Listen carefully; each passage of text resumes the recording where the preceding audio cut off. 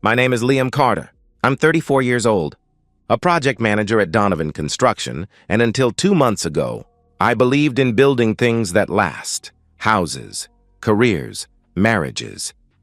I believed in the kind of honesty that lets you sleep peacefully at night, knowing you've never betrayed the people who trust. I thought I'd married someone who believed in the same things. Nina and I met 5 years ago at a networking event downtown, one of those forced professional mixers where everyone pretends to care about synergy while nursing watered-down drinks. She was standing by the appetizer table, rolling her eyes at some guy's pitch about revolutionary software solutions. When he finally moved on, she turned to me and said, "If I hear the word paradigm one more time, I'm going to start throwing these little quiches at people." I laughed. Really laughed for the first time all evening. We spent the rest of the night talking about hiking trails and terrible action movies that made us both cry laughing. She had this way of finding humor in everything, this lightness that made even mundane conversations feel electric. When she told me she'd rather spend weekends on mountain paths than in shopping malls, I knew I'd found someone special. Our first date was a hike up Devil's Backbone Trail. She kept up with me easily, chatting about everything from her marketing job to her terrible cooking skills to her dream of having a garden someday. At the summit, sharing a thermos of coffee and looking out over the valley, she said, "This is perfect." And I felt it too. That rare moment when everything aligns, when you know you're exactly where you're supposed to be. We dated for 2 years before I proposed. I did it on the same trail where we'd had our first date, with the same thermos of coffee and a ring I'd been carrying in my backpack for 3 months, waiting for the perfect moment. She cried when she said yes. Happy tears, the kind that make you feel like you've won something precious. Our wedding was everything we'd dreamed of.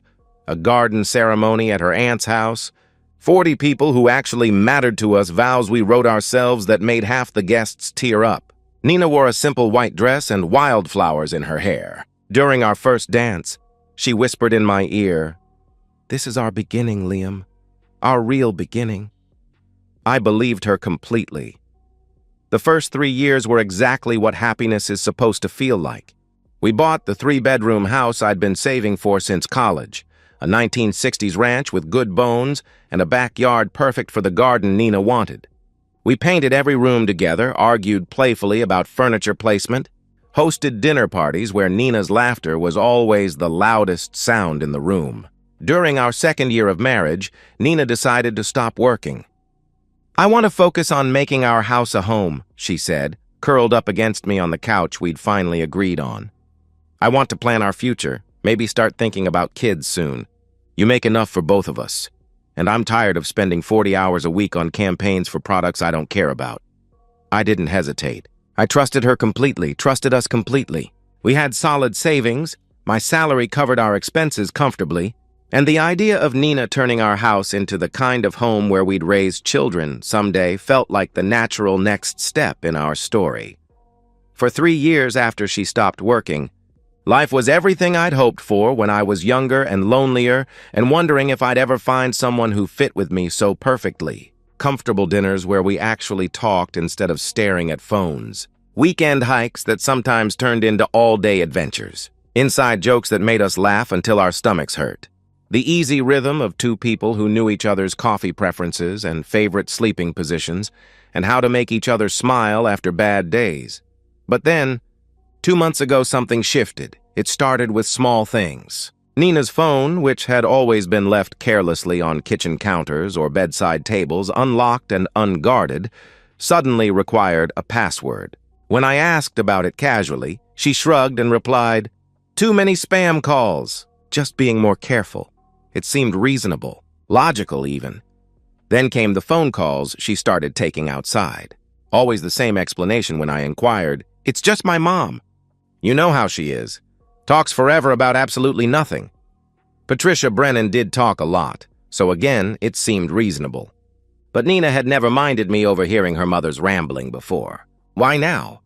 The intimacy disappeared next. When I reached for her at night, she pulled away with excuses that piled up like kindling waiting for a match. Too tired. Headache. Not tonight, maybe tomorrow. Stress from planning her cousin's baby shower. A whole month passed without any physical connection between us. When I tried to talk about it, to understand what was wrong, she dismissed me with increasing irritation. "I'm just stressed, Liam," she snapped when I brought it up. "Not everything is about you. Can't you give me space to work through things without making it a big dramatic conversation?" "What things?" I asked. "What stress? Our life is comfortable, stable, exactly what we built together. What changed?" "Nothing changed," she replied curtly. "I just need some space right now." But something had changed. My gut whispered what my heart refused to believe. That whisper grew louder every day, drowning out my attempts at rationalization. Nina was pulling away from me in every way that mattered, becoming secretive about things that had never been secrets, treating me like an obstacle instead of her partner. I didn't want to be right. I couldn't live not knowing.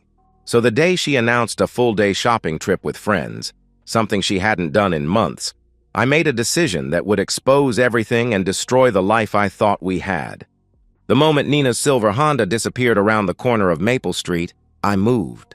I'd been planning this for 3 sleepless nights, researching, ordering, rehearsing in my mind the installation process that would either prove my paranoia or confirm my worst fears. The package had arrived 2 days earlier. 4 wireless security cameras, each no bigger than a ping-pong ball, designed to be virtually invisible when properly positioned. Motion-activated, night vision capable, syncing directly to my phone and laptop with cloud storage backup. The kind of equipment that would have been science fiction 20 years ago, now available for $300 on Amazon. My hand shook as I opened the box. This felt like crossing a line I could never uncross, admitting that my marriage was already broken even if I couldn't prove it yet. But the alternative, living with the constant gnawing uncertainty, watching Nina grow more distant every day while pretending everything was normal, felt like dying slowly from the inside out. I started in the living room, positioning the first camera on top of our bookshelf behind a picture frame, angled to capture the couch where Nina spent most of her phone time. The second went in our bedroom, hidden among the decorative items on my dresser, with a clear view of the bed and Nina's side of the room. The third I placed in the kitchen, tucked behind a coffee canister on the counter. The fourth went in the hallway, disguised among the family photos hanging on the wall. Each camera synced to my phone within minutes. The image quality was crystal clear. The motion sensors were sensitive enough to activate when someone entered a room, but stable enough not to trigger from passing shadows. Perfect surveillance equipment for a home I'd never imagined needing to monitor. The testing process made me feel sick. Watching myself on the live feed, seeing our bedroom from this new perspective, like a crime scene waiting to happen. This was our sanctuary, the place where we'd made love and shared dreams and held each other through winter nights. Now it was under digital observation. Every moment recorded for evidence I prayed I'd never need. When Nina returned that evening, bags from 3 different stores and her mood strangely cheerful for the first time in weeks, I felt like a fraud. She kissed my cheek at the door, a quick, perfunctory peck that used to be warm and lingering, and chattered about sales and lunch with the girls while I nodded and smiled and died a little more inside. "How was your day?" she asked, settling onto the couch with her phone already in her hand. "Quiet," I replied. "Caught up on some work stuff. How was shopping?" "Good, really good."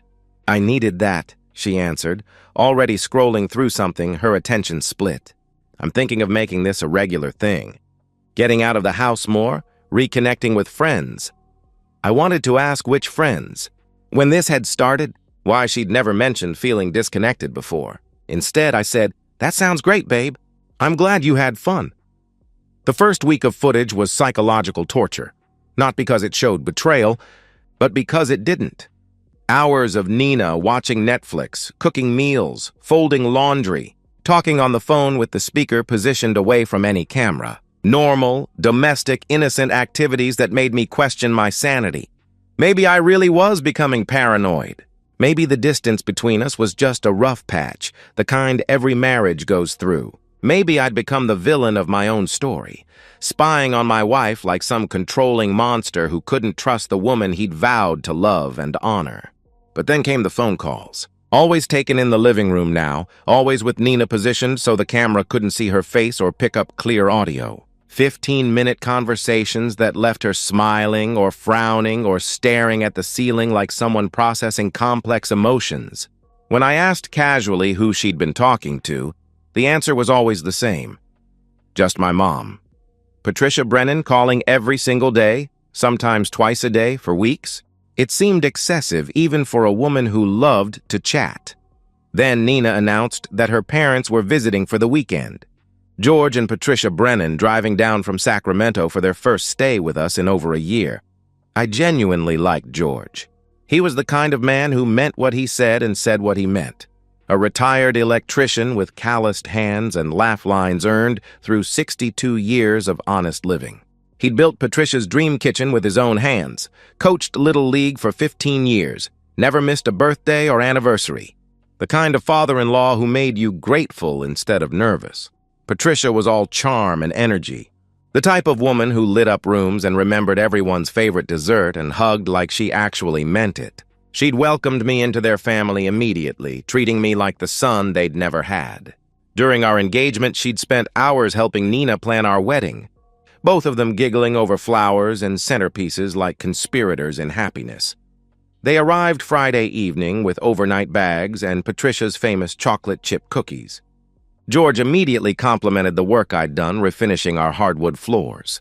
Patricia admired Nina's new curtains and asked about my promotion at work like she genuinely cared about the answer. Saturday morning, George suggested fishing. "Let the women have their girl time," he said with a knowing grin that suggested years of experience with Patricia's need for uninterrupted conversation. I brought my gear. Know any good spots around here? I do, I replied. Lake Reed, 20 minutes away. Decent bass fishing. We spent 6 hours there talking about work and weather and the baseball season, the easy conversation between men who respect each other. George told me about his retirement plans, his concerns about Patricia getting bored without his work schedule to structure her days. I found myself talking about my hopes for promotion, my thoughts about starting a family, the way Nina and I were navigating the transition from newlyweds to a settled married couple. "You're good for her," George said as we packed up our gear. "Nina's always been spirited, needed someone steady to balance her out." Patricia and I worried she'd never find someone who could keep up with her energy, but also ground her when she needed it. His words should have made me happy. Instead, they felt like a knife twisting in a wound I couldn't acknowledge. When we returned that evening, Nina and Patricia were in the kitchen, wine glasses half empty, faces flushed with whatever secrets women share when men aren't around. They were laughing about something, heads close together like conspirators. The scene looked warm, familial, exactly what I'd hoped for when I married into this family. Sunday afternoon, George and Patricia left with hugs and promises to do it again soon. Nina seemed genuinely sad to see them go, waving from the driveway until their car disappeared. That evening, she settled onto the couch with her phone, the same position she'd occupied every night for months. I retreated to my home office, closed the door, and opened my laptop. The weekend footage was mostly boring. Family meals, conversations about local restaurants, Patricia admiring Nina's decorating choices. Nothing suspicious, nothing remotely concerning, until I clicked on Saturday afternoon footage. Nina and Patricia, alone in the living room, wine flowing freely, tongues loosened by alcohol and assumed privacy. I turned up the volume and watched my world end in real time. What I heard in that recording didn't just confirm my worst fear. It revealed something far darker. A conspiracy between mother and daughter, a legacy of lies, and a man who deserved the truth as much as I did. I didn't sleep that night. The recording played in my mind on an endless loop. Nina giggling about Kyle, Patricia casually admitting 15 years of adultery, both women laughing about the clueless men they'd deceived. The betrayal wasn't just Nina's affair. It was the calculated coaching, the mother teaching the daughter how to lie more effectively, how to steal years from good men without remorse. So how long has this been going on? Patricia's voice echoed in my memory, conspiratorial, like she was asking about a new hobby rather than adultery.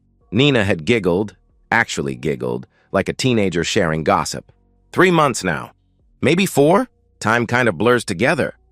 And Liam doesn't suspect anything? Patricia had asked. God, no, Nina had replied with a laugh. He's so trusting it's almost pathetic. I could probably tell him I was having an affair, and he'd find a way to rationalize it.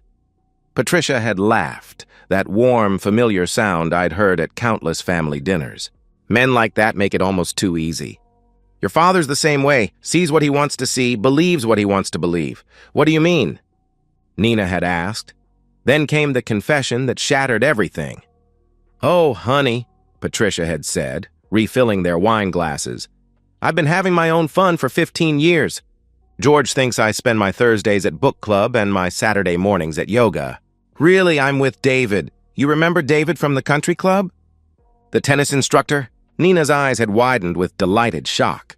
Mom, 15 years! 15 wonderful years, Patricia had confirmed. The key is consistency, sweetie. Same story, same schedule, same level of detail every time. Never get creative with your lies. Creativity is where you get caught. By morning, I knew what I had to do. This wasn't just about my marriage anymore. George Brennan was a good man who'd spent 15 years being systematically betrayed by a woman he trusted completely. He deserved the truth. Deserved the chance to reclaim what was left of his life. I called in sick to work. The first time I'd used a personal day for anything other than actual illness. Nina was still sleeping when I left the house at 8 a.m., telling her I had an early meeting. She murmured something incoherent and rolled over, probably dreaming about Kyle and their next rendezvous. The drive to George's house took 30 minutes.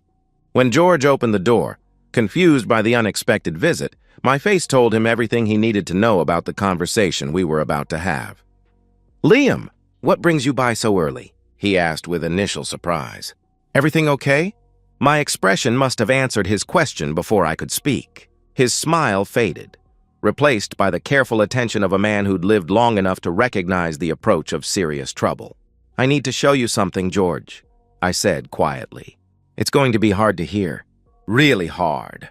He stepped aside wordlessly, leading me into his living room. We sat across from each other, separated by a coffee table that Patricia had probably picked out while secretly planning her next hotel meeting with David. I opened my laptop, found the recording, positioned the screen so George could see and hear everything clearly. I need you to watch this, I explained. Patricia and Nina were talking while we were fishing yesterday. They thought they were alone. George's face went through a dozen transformations as the audio played. Confusion gave way to disbelief, disbelief to pale recognition, recognition to burning red rage that made his hands shake. When Nina started describing Kyle, George's jaw clenched so tightly I could hear his teeth grinding. When Patricia admitted to 15 years with David, George made a sound like he'd been punched in the stomach. When the recording ended, silence filled the room like smoke from a structure fire. George sat perfectly still, staring at the black screen, processing not just the betrayal but the scope of it. 15 years, half his retirement, an entire adult lifetime of lies. His voice, when it finally came, was barely above a whisper. How long have you had this? I found it yesterday, I answered. I came straight to you. George nodded slowly, and I saw something shift in his eyes. Recognition that this young man, his son-in-law, had chosen integrity over self-interest, had driven over here immediately rather than keeping this ammunition for his own divorce proceedings. What are you going to do? He asked. I've already contacted a lawyer, I replied. Divorce papers are being drafted, George exhaled, a sound like air escaping from something punctured and dying. So am I. I pulled a USB drive from my pocket. I'd made copies of everything before leaving the house. This is for your attorney. The original recordings plus the installation footage from my security cameras to prove authenticity. George took the drive with hands that were steadier than I'd expected. The shock was giving way to something harder, colder. Thank you, he said, looking at me with something between grief and gratitude. I'm sorry, son, for what my daughter did to you, and for what my wife did to both of us. It's not your fault, I replied, isn't it? George asked, his voice carrying 3 decades of second-guessing. I should have seen something. Should have questioned why Patricia was suddenly so busy, so involved in activities that didn't include me. They're experts at this, George, I said. Patricia's been perfecting her deception for 15 years. Nina learned from a master. We sat together in that knowledge for a while, two men united by the women who'd systematically destroyed their trust. George made coffee and we got down to business. I'd already researched the best divorce attorneys in the area, had consultations scheduled for Monday morning. "Jim, it's George Brennan," he said when he called his lawyer.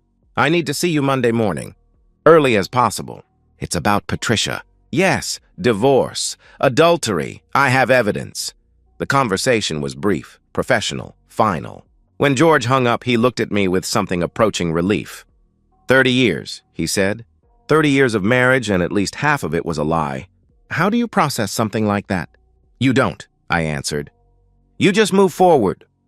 We spent the next hour planning our exits with the precision of engineers dismantling something toxic. The recorded evidence was devastating. Clear admissions of adultery, detailed discussions of deception, Patricia's coaching session on maintaining multiple lies simultaneously. Neither of us discussed revenge in emotional terms. We didn't talk about making them suffer or destroying their lives out of spite. We discussed justice, the legal, social, and financial consequences that naturally flow from sustained betrayal. "One more thing," George said as I prepared to leave. "Patricia's going to panic when I confront her. She'll call Nina immediately. You should be prepared for that conversation to happen before you're ready for it." He was right. The moment Patricia realized her 15-year secret was exposed, she'd warn Nina. The careful confrontation I'd been planning would evaporate the second Patricia made her panic call. "Let me know when you're going to talk to her," I said. "I'll try to time Nina's confrontation accordingly." George nodded, then surprised me by standing and extending his hand. When I shook it, his grip was firm, decisive. "Thank you, Liam, for having the integrity to show me this instead of keeping it for yourself. For treating me like a man who deserved the truth." "We're family," I said, and meant it. "We're family. We deserve better than this." Driving home, I felt strangely calm. The waiting was over. The investigation was complete. The evidence was overwhelming. Tomorrow, legal proceedings would begin. I thought I'd have time to plan the confrontation, to control the moment of revelation. But when I walked through my front door that evening, I realized Patricia's panic call had already changed everything. The war had already begun. I walked into my own home to find Nina sobbing on the couch, mascara streaking her face in black rivers, phone clutched in her shaking hand like a lifeline to a sinking ship. The moment she saw me, grief transformed into raw volcanic rage. "How could you?" she screamed, launching herself off the couch like she wanted to physically attack me. "You destroyed my parents' marriage. Do you understand what you've done?"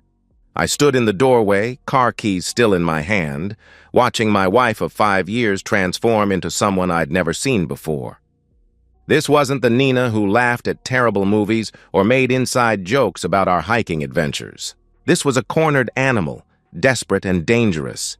"I showed your father the truth," I replied, my voice calm in a way that surprised me. "That's all. The truth?" She shot back. "You recorded private conversations. You violated our privacy. You're sick!" The irony was suffocating. Nina was accusing me of violation while she'd been systematically betraying our marriage for months. But I didn't point that out yet. I wanted to see how deep her delusion ran. "He kicked my mom out," she continued, her voice breaking with hysteria. "She has nowhere to go. 30 years of marriage and you destroyed it with your sick obsession." "I didn't destroy anything, Nina," I answered steadily. "Your mother destroyed her marriage 15 years ago when she started f***ing David at the country club." Nina's face went white. The crude language hit her like a physical blow, shattering whatever fantasy she'd constructed about this being my fault rather than theirs. "This is your fault," she whispered, but the conviction was already draining from her voice. "If you hadn't been spying on us, if you hadn't been cheating on me," I interrupted. The words hung in the air between us like a challenge. Nina's expression shifted rapidly. Calculation, panic. The desperate scramble of someone trying to find solid ground in a collapsing world. "I don't know what you think you heard," she began. I pulled out my phone. The audio of their conversation filled our living room. Nina's laughter, Patricia's casual confession, their discussion of Kyle and David, and the clueless husbands they'd been deceiving. Every damning word echoed off the walls of the home we'd built together. Nina's face went through the same transformation I'd watched George experience. Disbelief. Recognition. Dawning horror at the scope of exposure. She looked like someone watching their own execution. "I have video too," I continued, my voice steady as granite. "Full footage of you and your mother planning how to maintain your affairs. Discussing the best ways to lie to your husbands. Laughing about how pathetic and trusting we are." The calculation in Nina's eyes shifted into overdrive. I could see her mental gears spinning, searching for angles, leverage, ways to minimize the damage or shift the blame. "Liam, please," she said, her voice becoming soft, pleading, the tone she'd used when she wanted something from me during happier times. "I'm sorry. I'm so sorry. I know I made a mistake, but we can fix this. I'll end it with Kyle. We can go to counseling. We can start over." "Pack your bags," I said firmly. "You're leaving. Tonight." The pleading mask fell away, replaced by cold fury. "Where am I supposed to go?" she demanded. "My dad won't let me in the house. My mom's been kicked out." I walked to the front door and opened it. Evening air rushed in, cool and final. "Not my problem," I stated. "This is my house too," she protested. "I've lived here for 5 years. "Check the deed," I replied calmly. "My name only. I bought this house before we got married." Nina stared at me like she was seeing a stranger. Maybe she was. The trusting, accommodating husband she'd been deceiving for months was gone, replaced by someone harder, colder. "Liam, please," she tried again, tears flowing freely now. "I love you. I made a mistake, but I love you. We can work through this." "You don't know what love means," I answered simply. The simplicity of the statement seemed to hit her harder than any accusation. She stood there, tears streaming, finally understanding that this wasn't a negotiation. She grabbed a suitcase and began throwing clothes into it haphazardly, her hands shaking with fury and fear. At the door, she turned back one last time. "I hate you," she whispered. "Good," I replied. "That makes this easier." She left, dragging her suitcase to her car, sobbing loud enough for the neighbors to hear. I closed the door, locked it, and stood in the sudden silence of my house. Gone. All of it, but clean. Finally clean. Over the next 60 days, the legal machinery ground forward. My attorney, Michael Rodriguez, was exactly what I'd hoped for. Experienced, ruthless, and immediately impressed by the quality of evidence I'd provided. "This is a prosecutor's dream," he told me during our first meeting. Clear audio and video evidence of adultery, recorded confessions, strategic planning of deception. The recorded conversations weren't absolute proof of physical adultery, but they were devastating character evidence. Rodriguez used the evidence expertly. The settlement was brutal. I kept the house, our entire savings account, and my full retirement portfolio. Nina received a minimal cash settlement, enough to survive, not enough to thrive. George's divorce moved even faster. Patricia's recorded confession to 15 years of adultery was legal dynamite. She lost everything: the house, the savings, the retirement accounts. She received minimal alimony, barely enough to survive. Nina and Patricia initially moved in together into a cramped 2-bedroom apartment. Within weeks, the blame game began. "This is your fault," Nina reportedly screamed during one explosive argument. "You gave me terrible advice." "My fault?" Patricia screamed back. "You're the one who got caught." The alliance that had conspired in laughter and wine crumbled into bitterness and recrimination. Kyle vanished the moment Nina's marriage exploded, apparently only interested in the thrill of the forbidden. David proved equally unreliable when Patricia needed actual commitment. Both women ended up alone, struggling, abandoned by the men they'd sacrificed their marriages to pursue. Revenge isn't always about destruction. Sometimes it's about walking away from the wreckage and letting the guilty bury themselves. 6 months later, I learned just how thoroughly they'd managed to do exactly that. 6 months after the divorce was finalized, I sit across from George at our usual diner. Two men who never expected to become friends, bonded by the worst experience of our lives. We meet every few weeks now, sometimes for lunch, sometimes for fishing, sometimes just to sit in comfortable silence that requires no explanation. "How you holding up?" George asks over burgers and fries. "Better every day," I answer honestly. You? Same, he replies. Life's quieter now. But better. We've both rebuilt. I threw myself into work, earned a promotion, started hiking again, alone this time, but free. I've been on a few dates, nothing serious, but the idea of trusting someone again doesn't feel impossible anymore. Just distant.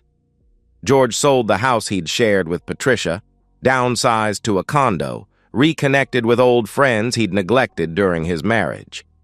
He looks younger now, I think. Lighter. Through mutual acquaintances and the inevitable small-town gossip network, we've learned what became of Nina and Patricia. The mother-daughter alliance lasted exactly 3 months before imploding into mutual hatred. They now live separately. Nina works as a cashier at a retail store. Patricia cleans hotel rooms. Both are alone. Both struggle. Nina tried calling me twice in the first month, blocked numbers with tearful voicemails about mistakes and second chances. I never responded. Eventually, she stopped trying. Kyle, the affair partner, vanished the moment Nina's marriage exploded. When Nina tried to contact him after the divorce, hoping to transition their affair into something more substantial, he made it clear that he had no interest in a publicly divorced woman with financial problems. I don't feel triumphant about their downfall. I don't gloat or celebrate their suffering. I simply feel free. The anger that consumed me in those first weeks has cooled into something calmer. Acceptance. Not of what they did, but of what I did in response. I chose truth over complicity, justice over convenient silence, self-respect over false reconciliation. George raises his beer. To new beginnings, I raise my own. To honest foundations. We drink. Two men who lost everything they thought they wanted and discovered they could survive, and eventually thrive, without it. Outside the diner window, life continues. The world didn't stop for our betrayals or our revenge, but we're still here, still standing, still building something better on the ruins of what was destroyed. I'll never forget what Nina and Patricia did, but I'll also never regret what I did in response. Some bridges need to burn. Some people need to face consequences. Some betrayals can never be forgiven, only survived, and that, I realize, is the only victory that matters. They say living well is the best revenge. I disagree. Living honestly is. Everything else is just noise.